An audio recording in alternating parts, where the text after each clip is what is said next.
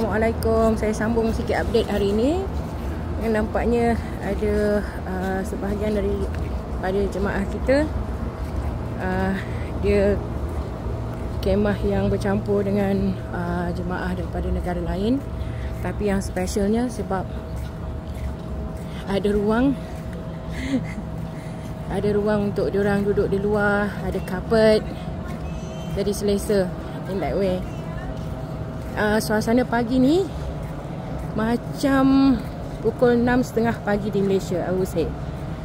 Cumanya Alhamdulillah dekat Mekah ni, termasuk Arafah, walaupun dikatakan cuacanya panas, tapi dia kering, berangin. Assalamualaikum.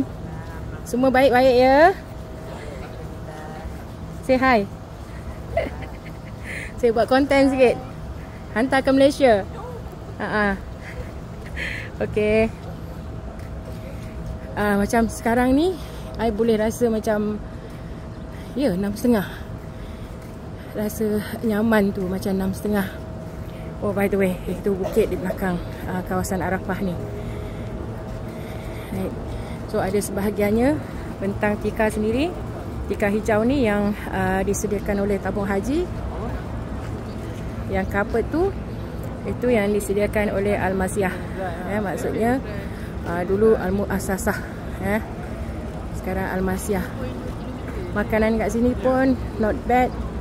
Kenalah dengan selera saya pagi ni. Pukul 3 pagi lagi diorang dah distribute nasi lemak ala Kedah. Sebab nasi dia warna kuning dengan telur yang macam telur pindang, and then ada sambal goreng kering. Tak pedas sangat, jadi memang sesuai dengan selera saya. Akila.